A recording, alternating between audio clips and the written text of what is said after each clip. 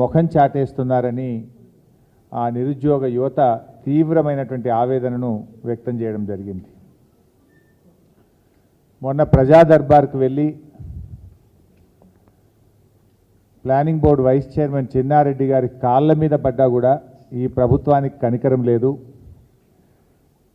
ఈ ప్రభుత్వం మమ్మల్ని మోసం చేసింది అని చెప్పి నిరుద్యోగ యువత ఇవాళ తీవ్రమైనటువంటి ఆందోళన వ్యక్తం చేస్తూ ఉన్నారు. అంటే ఈ ప్రభుత్వం తీరు ఎట్లా ఉందంటే ఓడదాటేదాకా ఓడమల్లప్ప, ఓడదాటినాక బోడమల్లప్ప వ్యవహారంలాగా ఈరోజు రాష్ట్రంలోని కాంగ్రెస్ ప్రభుత్వ వ్యవహార తీరు శైలి ఉన్నది. అంటే ఆ రోజు ప్రతిపక్షంలో ఉన్నప్పుడు నిరుద్యోగ యువతకు అనేక హామీలు ఇచ్చారు, అనేక మాటలు చెప్పారు, వాళ్ళందరినీ రోడ్ల మీదకి తెచ్చారు, వాళ్ళని రెచ్చగొట్టి రాజకీయంగా లబ్ధి పొందారు. సంతోషం.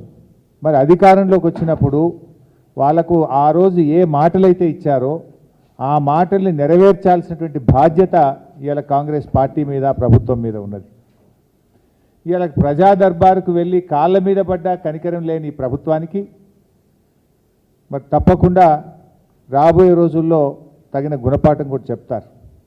ఇప్పటికైనా నేను ఒకటే కోరుతా ఉన్నా, బేషిజాలకు పోకండి, నిరుద్యోగ యువతకి ఇచ్చిన మాట నిలుపుకోండి.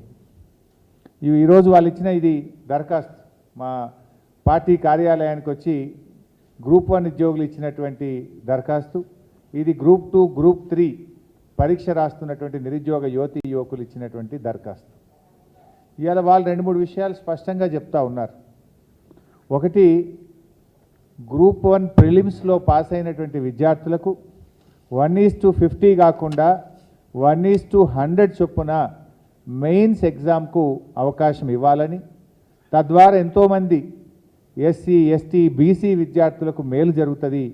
1:100 చొప్పున మరి మెయిన్స్ పరీక్షలకు అనుమతి ఇవ్వాలని చెప్పి ఈరోజు బీఆర్ఎస్ పార్టీ ఈ రాష్ట్రంలోని గ్రూప్ 1 పరీక్ష రాసిన విద్యార్థుల పక్షాన డిమాండ్ చేస్తూ ఉంది. ఆ రోజు ఇదే కాంగ్రెస్ పార్టీ మరి ప్రెస్ మీట్లు పెట్టి అశోక్ నగర్కి వెళ్ళి నిరుద్యోగ యువతీ యువకులతో సమావేశాలు పెట్టి మేము అధికారంలోకి వస్తే 1:100 చొప్పున మెయిన్స్ పరీక్ష రాయడానికి అవకాశం ఇస్తామని చెప్పారు. అంతేకాదు మీకు ఒక వీడియో కూడా చూపిస్తాను.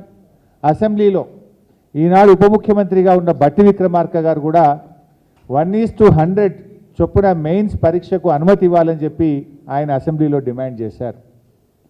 మరి ఆ రోజు అశోక్ నగర్కి వెళ్ళి మాట్లాడతారు, అసెంబ్లీలో మాట్లాడతారు. ఈరోజు అధికారంలోకి వస్తే ఎందుకు 1:100 అనుమతి ఇవ్వడం లేదు అని చెప్పి నేను అడుగుతా ఉన్నా. అంటే ప్రతిపక్షంలో ఒక మాట, అధికారంలోకి వస్తే ఇంకో మాట ఉంటుందా? ఎందుకు మీరు మాట తప్పుతా ఉన్నారు? ఆ యువత వచ్చి మీ కాళ్ళ వేళ్ళ పడ్డా కూడా కనికరం లేదా మీకు? కనీసం స్పందించరా అని నేను అడుగుతా ఉన్నా. ఆ రోజు బట్టి గారు మాట్లాడినటువంటి వీడియో కూడా ఈరోజు మీ ముందు అసెంబ్లీలో ఆయన మాట్లాడిన వీడియో కూడా చూపిస్తాం. సరే, చాలా సంవత్సరాల తర్వాత ఈ రాష్ట్రం వచ్చిన తర్వాత మొదటిసారి వాళ్ళకి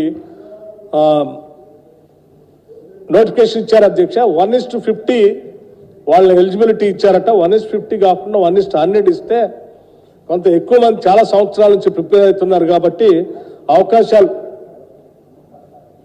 అవకాశాలు బాగుంటాయి. కాబట్టి దయచేసి 1:100 ఇవ్వాల్సిందిగా నేను మీ ద్వారా రాష్ట్ర ప్రభుత్వాన్ని ఆలోచన చేసి అవకాశం ఇవ్వాల్సిందిగా కోరుతా ఉన్నాను. ఆ రోజేమో 1:100 ఇవ్వాలని యువతను రెచ్చగొట్టారు.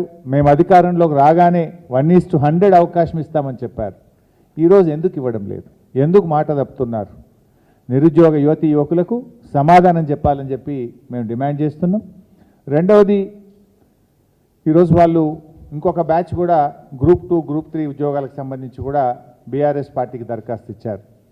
ముఖ్యంగా దీంట్లో ఆ రోజు అశోక్ నగర్కి వెళ్ళి గ్రూప్ 2 ఉద్యోగాలు అప్పటి బీఆర్ఎస్ ప్రభుత్వం తక్కువగా నోటిఫై చేసింది. గ్రూప్ 3 ఉద్యోగాలు చాలా తక్కువగా నోటిఫై చేశారు. రాష్ట్రంలో చాలా ఖాళీలు ఉన్నాయి. మేము అధికారంలోకి వస్తే గ్రూప్ 2లో మరో 2000 ఉద్యోగాలు అదనంగా కలిపి పరీక్ష పెడతామన్నారు. గ్రూప్ 3లో మరో 3000 ఉద్యోగాలు అదనంగా కలిపి పరీక్షలు పెడతామని చెప్పి ఆ రోజు హామీ ఇచ్చారు. కానీ ఈరోజు పిల్లలు వెళ్ళి అడిగితే ఏమంటున్నారంటే ఇప్పుడేం అవకాశం లేదు, అన్ని పోస్టులు ఖాళీ లేవు అని ముఖం చాటేస్తున్నారు. సార్, ఇవాళ ప్రధాన ప్రతిపక్షంగా మీరైనా ఈ ప్రభుత్వం మెడలు వంచండి, శాసనసభలో ప్రశ్నించండి అని చెప్పి ఆ నిరుద్యోగ యువత ఈరోజు మాకొచ్చి రిప్రజెంట్ చేయడం జరుగుతూ ఉంది. నేను అందువల్ల కాంగ్రెస్ ప్రభుత్వాన్ని డిమాండ్ చేస్తా ఉన్నా, ఆ రోజు మీరు ఇచ్చిన హామీకి అనుగుణంగా గ్రూప్ 2కు మరో 2000 ఉద్యోగాలు జోడించాలని, గ్రూప్ 3కి మరో 3000 ఉద్యోగాలు జోడించి ఈ పరీక్ష నిర్వహించి నిరుద్యోగ యువతి యువకులకు ఇచ్చిన మాట నిలబెట్టుకోవాలని చెప్పి నేను కాంగ్రెస్ పార్టీని ప్రభుత్వాన్ని డిమాండ్ చేస్తా ఉన్నా. ఇక మూడవ అంశం, ఎగ్జామ్కు మధ్య కనీసం